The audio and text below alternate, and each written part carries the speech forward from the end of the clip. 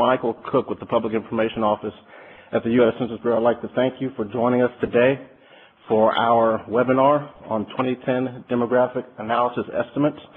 We're happy to have with us today Mr. Jason Devine, the Chief of the Methodology Research and Development Branch here at the Population Division. I'd like to say that Jason will be giving you a presentation, and afterwards we'd ask that you'd hold your questions for a Q&A following the presentation. Without further ado, I'll turn it over to Jason. Good afternoon. Thank you for taking your time to join us for our webinar. Hold on just 1 second here while we have the presentation brought up.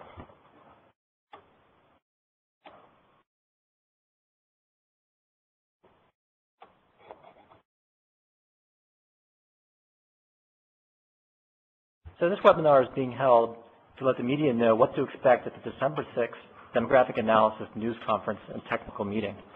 Again, I'm Jason Devine. I work in the Population Division of the U.S. Census Bureau. For a little more than a year now, I've been working with a team of demographers to produce 5 series of demographic analysis estimates for comparison with the 2010 census counts. And as excited as we are about these estimates, I want to say again that these DA estimates are not 2010 census counts. I also want to say up front that we're not releasing the DA estimates during this webinar. I'll be releasing the DA estimates at the meeting on December 6th.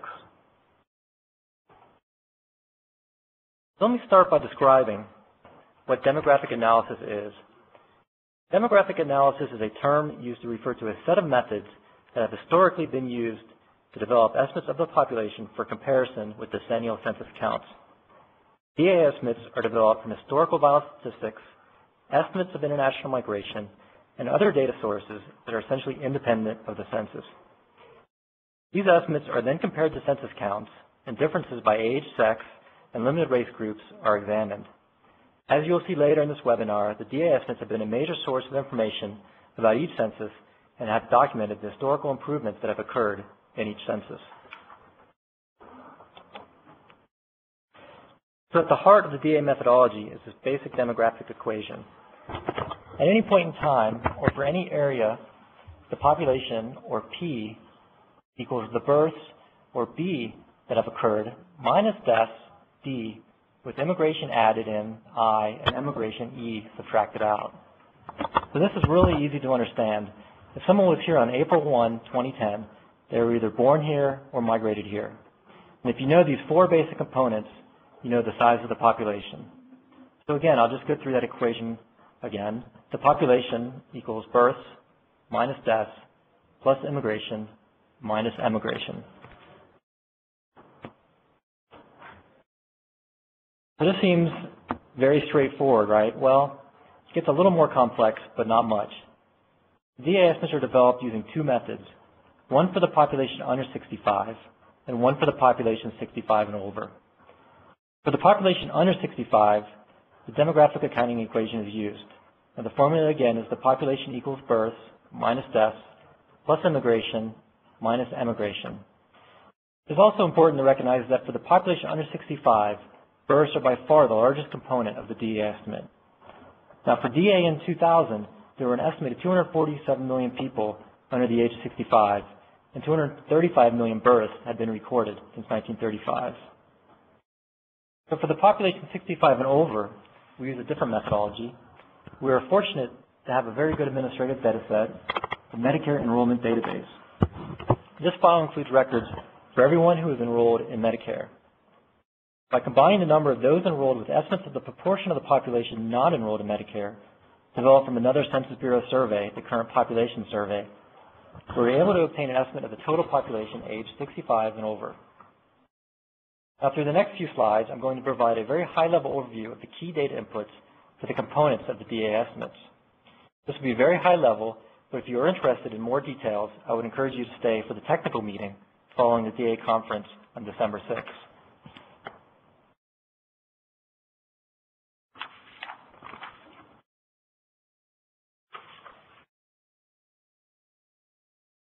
I'll start with the vital statistics component.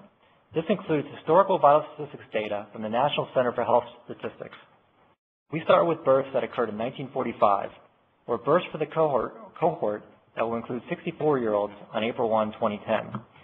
We start with 1945 because, as I said, we have the Medicare-based estimates for the population 65 years old and older. Now, we know that not all births were registered in the earlier years. A lot of the births occurred outside of hospitals, and a larger number of these births were not reported to NCHS than those that occurred in hospitals. To account for this, we use estimates of birth registration completeness based on birth registration tests. There have been 3 birth registration tests. There was one in 1940, one in 1950, and one in 1969 that included births occurring from 1964 to 1968. This allows us to obtain an estimate of how many people were born in the United States. So if you think back to our demographic accounting equation, people also die, and again, we use data from the National Center for Health Statistics to subtract deaths from each birth cohort or each age group. But here's one of the benefits of having the Medicare enrollment data. Most deaths occur after the age of 65, and with the exception of infant deaths prior to 1960, we assume death registration has been complete since 1945.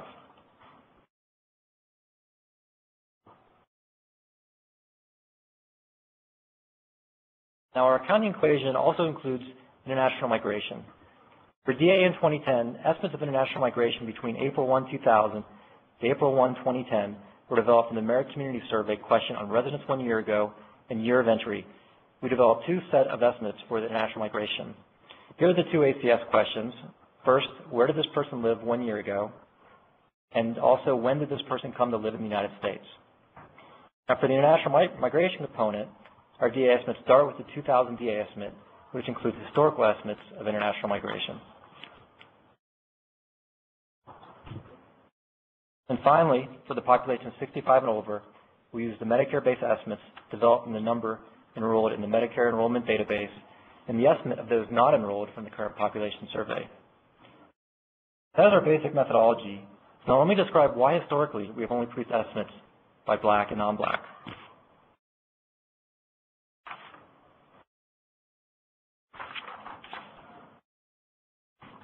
There are 2 primary reasons why the DA estimates have been limited to the Black and non-Black race categories. Information on race in the current Office of Management and Budget race categories is not available for all years and all states in the historical vital statistics data. Historically, data on white and black have been available in the vital records, and we know that the reporting of race for the Black population in birth is fairly reliable. Whereas for the other race categories, such as American Indian, Alaska Native, Asian, and the Native Hawaiian and other Pacific Islander, has not been so complete. Also, the 2010 census will include the option of selecting more than one race. The historical vital statistics do not include this option. And the uncertainty that this introduces into the classification of births by race limits the usefulness of DA estimates for the race categories other than Black and white.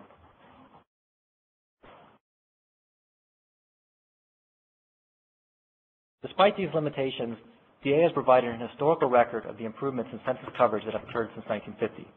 A lot of what we know about patterns of census coverage comes from the examination of the differences between the DA estimates and census counts. This table shows the historical differences between the DA estimates and the census counts by Black and non-Black categories, starting with 1940. Let's take a few seconds, a few minutes to look through this table. What we're showing on the left is the DA estimate, the census count, the difference and the percent difference. And then across the top, you have each year, each decade. Now I want you to focus on the column labeled percent difference. And you can see if I walk you across the table, starting with 1940, how the difference has decreased from 5.4 to 4 to 3 to 2.7 to 1.2 and the 1.6 and then down below 1. This is for the total population. You can also look at the Black population, non-Black population in the rows below. This shows the DA estimates and how you can compare the DA estimates and get a difference between the DA estimate and the census count, and how this is documented as historical improvements in census coverage starting with 1940.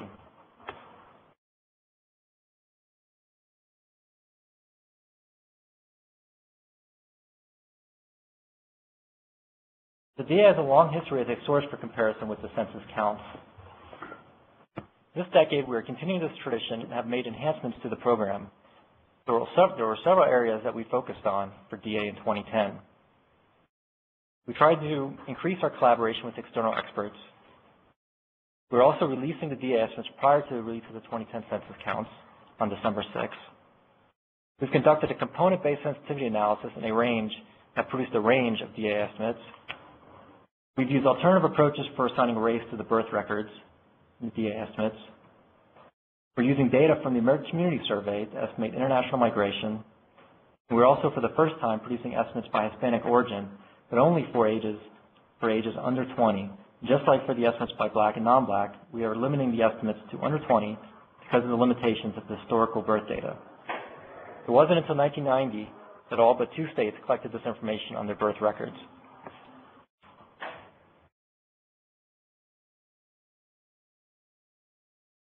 We are holding the December 6th news conference and technical workshop to further our efforts to collaborate with external experts and to release the DA estimates prior to the Census 2010 counts to be as transparent as possible.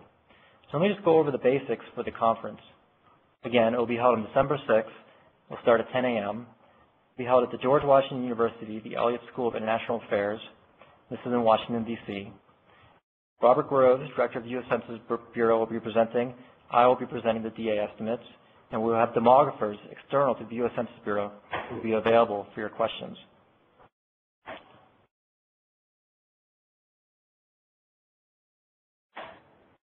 So what should you expect on December 6th? On December 6th, the Census Bureau will host a group of academics, external researchers, and federal employees to discuss the 2010 demographic analysis estimates. All of the participants are knowledgeable about demographic analysis techniques and know the data used to develop the demographic analysis estimates.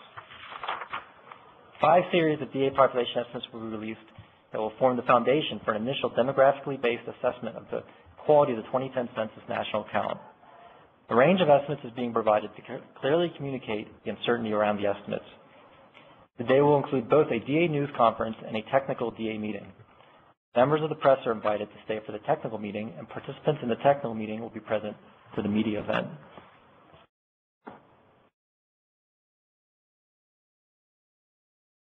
So what will be released on December 6th?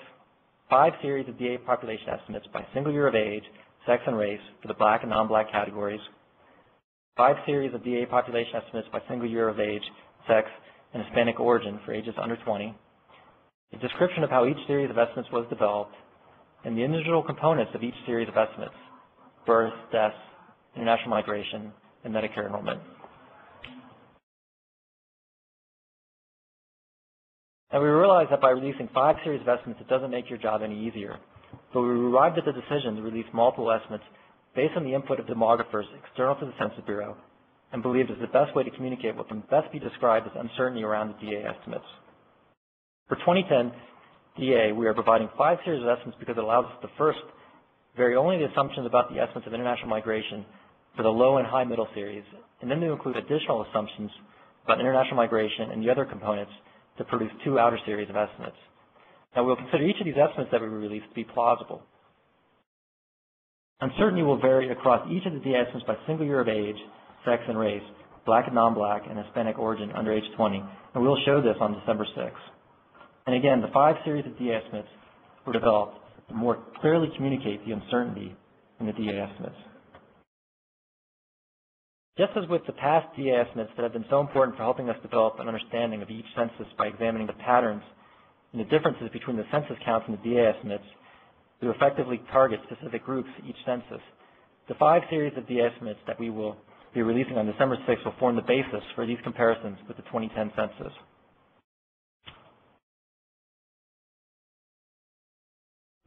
This brings us to the end of our webinar. I hope you found it informative. Before we take questions, let me summarize what I've discussed today. The DA event on December 6th will include both a news conference and a technical DA meeting. 5 series of DA population estimates by age, sex, race, the Black and non-Black categories, and 5 series by Hispanic origin under age 20 will be released. And just as a reminder, DA has 3 major components: vital statistics, which includes births and deaths, international migration, and the Medicare enrollment data. And again, 5 series of DA estimates will be provided on December 6th to more clearly communicate the uncertainty in the DA estimates. We have one additional slide with contact information. Thank you, Jason. Operator, we're ready for questions and answers of reporters. Is there anyone on the line? Oh, yes. If you would like to ask a question, please press star then one. You will be announced by name and organization. One moment, please.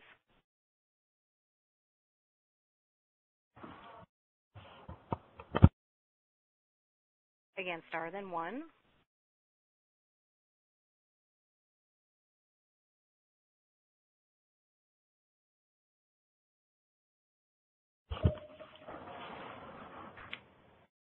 Are we ready? Still getting them queued up. One moment. Thank you. Carol Morello, your line is open with Washington Post. Thank you. Can you tell us how accurate this information you're releasing on Monday will be in being a preview for the state-by-state population breakdowns that will be released later in the month from the actual census? Well, if I understand your question correctly, let me just first point out that these estimates are national level, and we'll be providing a range of estimates, and we're not discussing that range today. That'll be available and will be apparent from the 5 series estimates that we produce. We're also at this point not aware of what at least the team that's been working on the demographic analysis estimates is not aware of what the census count is.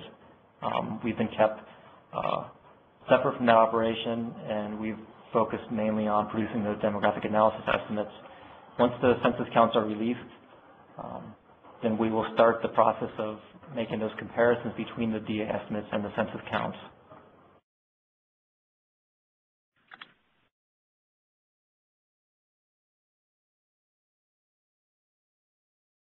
Thank you. Our next request, Tim Holman of Bloomberg News. Your line's open. Yes, I was curious to know how you'll be distributing the information on Monday. Will it be on the census website immediately at 10 a.m. and will there be physical handouts at the media briefing, or will any of this be provided under embargo before the 10 a.m. briefing? Yes, we will have handouts of all of the information provided at the press conference at GW, as well as an electronic press kit on our 2010 site that will have all the information there for people who cannot attend in person. And that electronic press kit will be posted online at 10 a.m., is that correct? Correct. Actually, that electronic press kit, it is going to be going up probably today, and you'll be able to see a taped version of the webinar that's taking place today. But then once we actually start and convene the presser on Monday, we will put that information out. Thank you. Our next request from Hope Yen, Associated Press. Your line is open. Yes, hi. I was wondering if you could provide a little more detail today on what are some of the different assumptions that are behind the 5 sets of numbers being released. You mentioned high and low migration. And I guess I'm wondering also if there's any one scenario among those 5 sets that was the basis for the initial DA number that was put out for the 2000 census.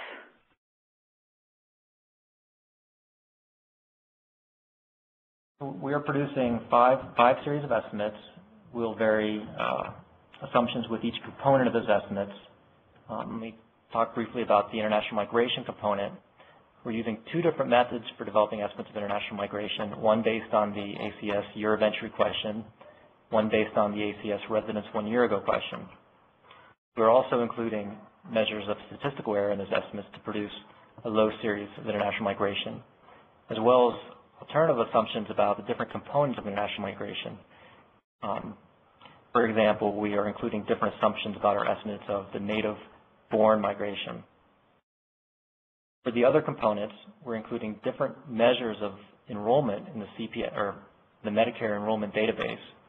And for the biostatistics data, we're including different assumptions about the completeness of the birth registration, the historical birth registration. We're also have revisited our base that we're building on for our estimates of international migration. We've looked at some of the assumptions that went into the DA estimates in 2000, and we varied some of those assumptions.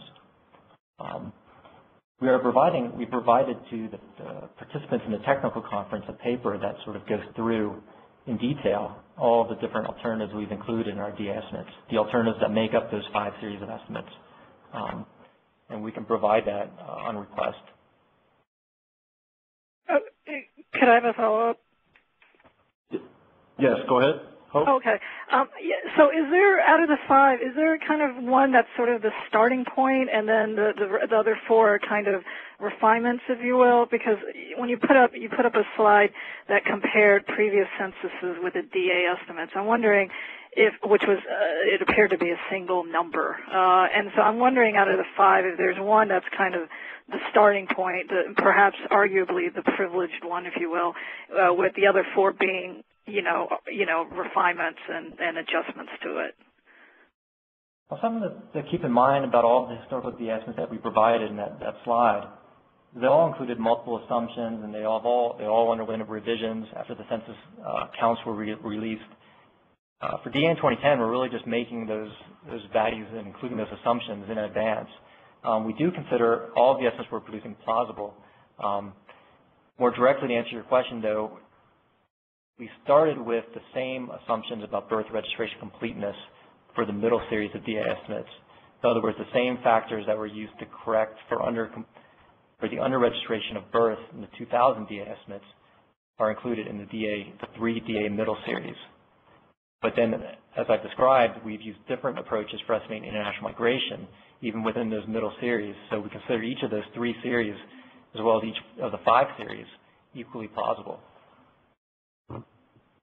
Okay, so the middle series, as you mentioned, is arguably the kind of the starting point that and then you went off from there. With regard to the use of the vital statistics, the birth data, yes. Okay. All right. Thank you. Our next request, Tim Ermish, KSTU TV. Your line is open, sir. Can you hear me? We can hear you, Tim. We were just wondering here when the final census count will be released with all additional information on housing, unemployment, marriage, income levels. We don't have a date on that. And the Census Bureau hasn't released the date on that as of yet, but we can guarantee that before our congressional mandate of December 31st, we will be releasing our apportionment data, and then on a flow basis starting in February of 2011, we'll be releasing the redistricting data and the PL data.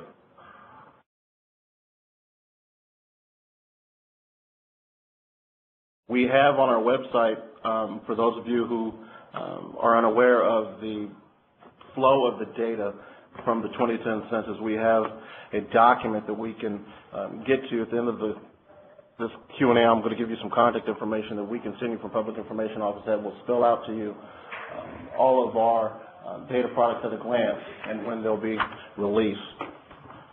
And just to remind you that the data that is coming out is short form only. Anything else, Tim? No, that's it. Thank you. Thank you. Our next request from Joanne Branty, Modesto B. Your line's open. Hi, can you tell us how small the geographic area you will be releasing data for? Well, with regard to the demographic analysis estimates, we'll be releasing estimates for the nation. Oh, just the nation, not even states. These these will be national level estimates, but they'll include detail by estimates by single year of age, sex, and the DA race category. Those are the detail that allows demographers at the Census Bureau to then start to look at the census counts by, again, single year of age in those categories to start to understand the differences. Okay, thank you. Our next request, Haya El Nasser, USA Today. Your line is open. Yes, hi. Jason, can you tell us or help us understand why the Census Bureau decided to release the demographic analysis prior to the 2010 census results? Well, I think our main motivation was transparency. We produce these estimates, and they're used in comparisons against the decennial census counts. And we wanted to provide them in advance to basically communicate the idea that we worked on these estimates independently. These are estimates developed by demographers at the Census Bureau with collaboration with demographers external to the Census Bureau.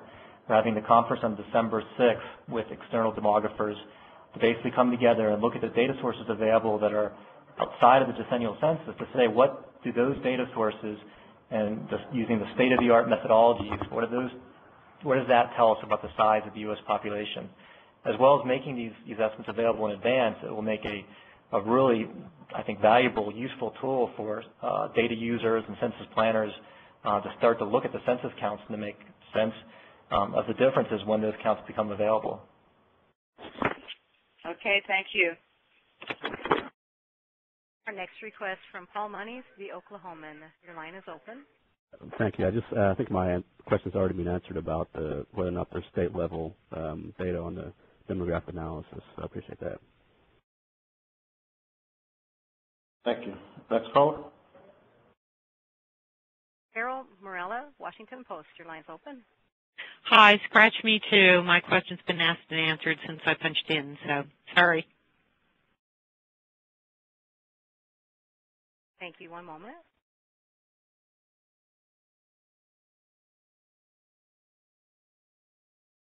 If you might have a question, please press star then one.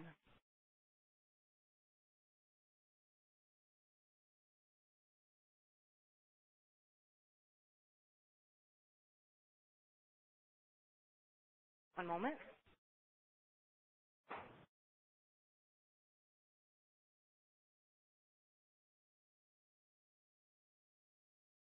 Please press star then one. We'll announce your name and organization. If you might have a question, one moment.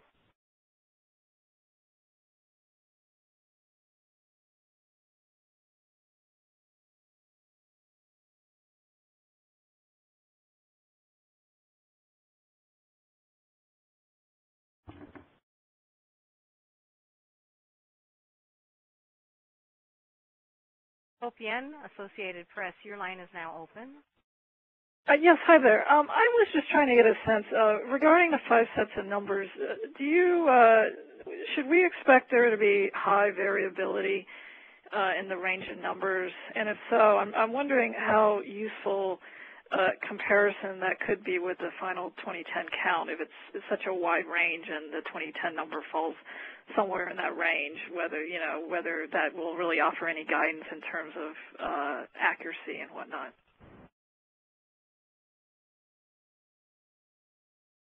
Well, we believe the range is useful, and we believe it's small enough where it does provide a useful tool to compare against the census counts.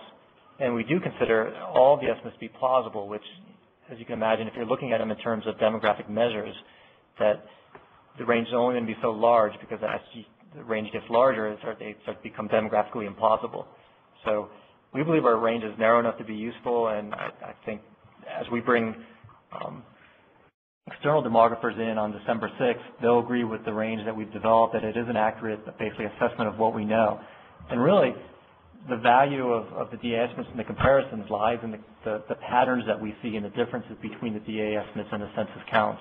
We're going to be looking at not necessarily levels, but the patterns by age and by sex in the DA estimates compared to the census counts to start to try and make sense out of the 2010 census counts.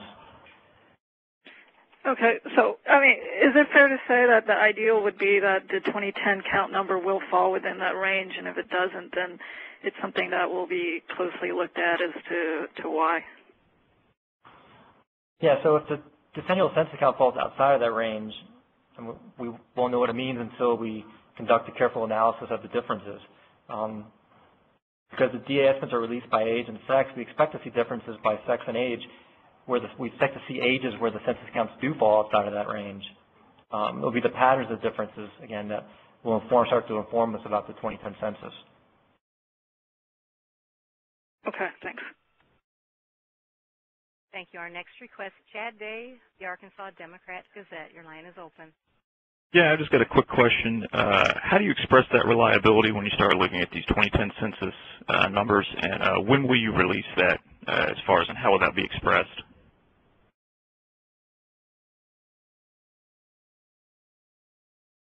Well, I'll let the representative from PIO respond to it. I assume you're asking about the decennial census counts, right, not the demographic analysis aspect. Well, I'm talking about when you're judging the reliability of those decennial census counts compared to these DA numbers, how will you express that? And when you start to look at this, when can we expect to see something that would be as far as judging the reliability of that?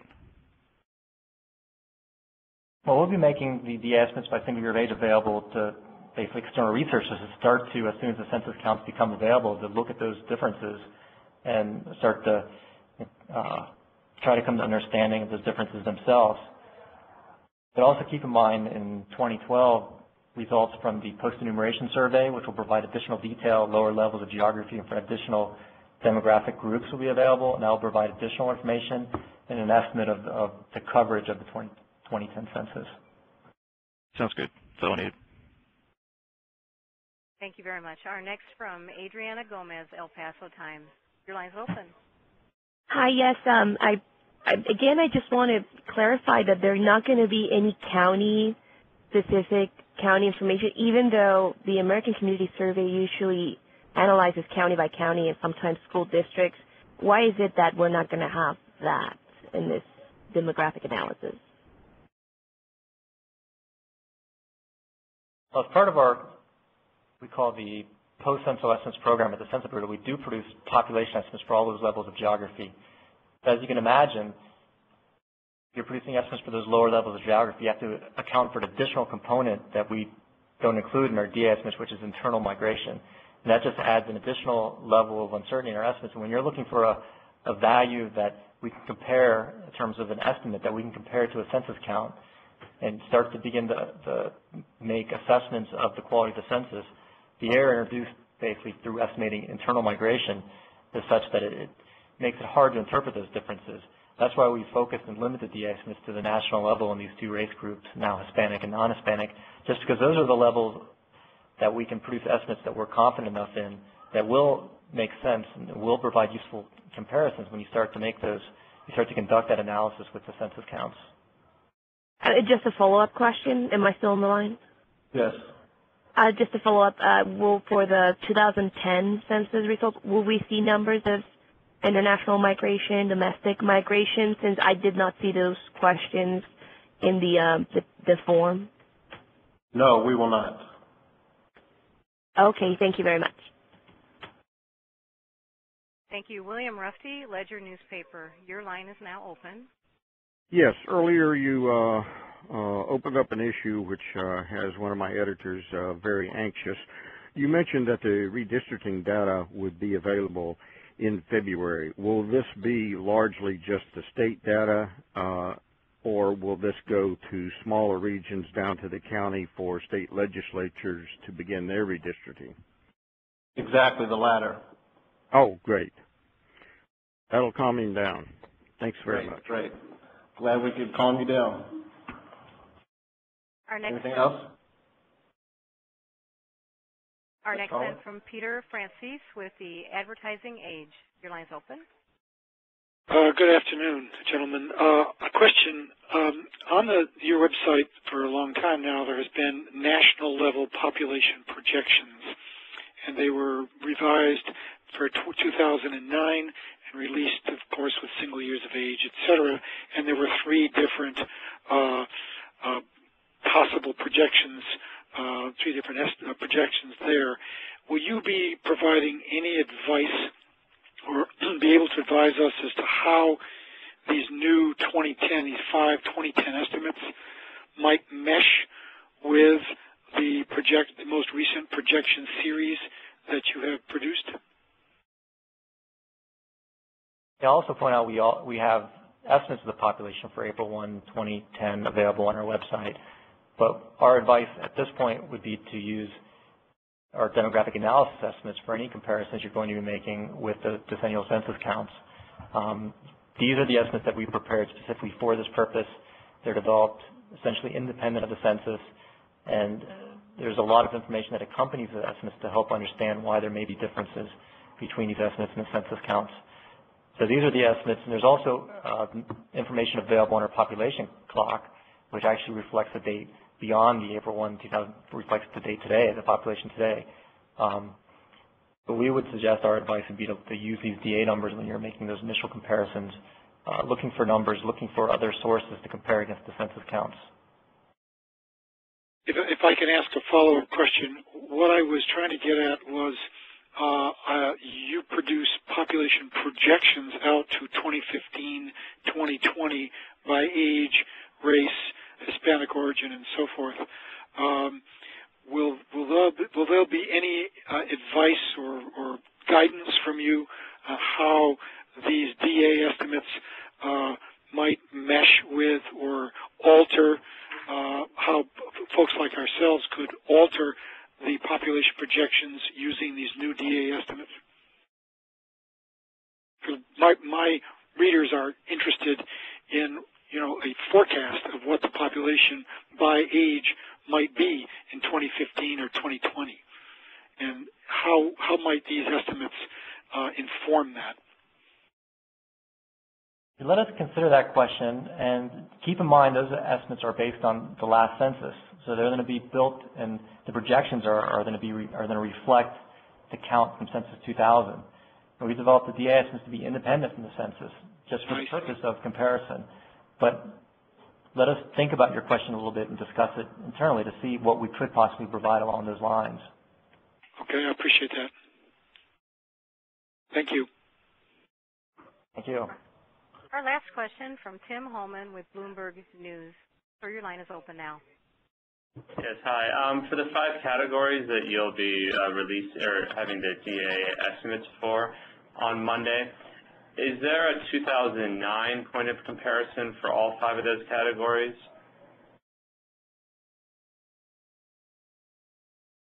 I'm not really clear on your question. The reference date for the estimates will be April 1, 2010. Now, the way our demographic analysis process works is we do produce estimates for each year as we produce those estimates by what we refer to as cohortizing the population. So we age the population forward each year, subtract deaths, and add in estimates of international migration and emigration. But we will not be releasing a time series of estimates that will cover the dates between 2000 to 2010. Okay, thank you. Thank you. That concludes today's webinar. I'd like to leave you with a little bit of information to remind everyone that the webinar and transcript will be archived and placed online by close of business Friday. For those of you who did not get everything or hear everything, also, once available, we'll be sending out or resending the media advisory with that linked information, as well as information concerning a webcast of Monday's Demographic Analysis News Conference and Technical Conference taking place at George Washington University. I'd like to encourage those that are within the D.C. metro area, if you can, come out to George Washington University. You'll have an opportunity to listen during the news conference, and then during the technical conference, and talk to and interview Dr. Groves. Jason Devine will be there, as well as top demographers from across the country. And for more information, you can contact us here at the Public Information Office by dialing 301-763-3691, or shoot us an email to pio.2010@census.gov. Thank you, everyone, and this concludes our webinar for today.